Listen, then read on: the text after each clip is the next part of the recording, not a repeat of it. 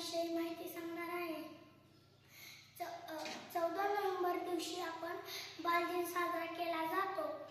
बालदिन म्हणजे आपल्या चाचा नेहरूंच्या वाढदिवसाचा दिवस. चाचा नेहरू तर कोण? आपल्या भारताचे पहिले पंतप्रधान होते. त्यांना फुले, निसर्ग आणि लहान मुले खूप आवडायची. ते सारखे म्हणायचे की आजची मुलं उद्याचं भविष्य. चला, आजच्या दिवशी शाळेत विविध कार्यक्रम होतात.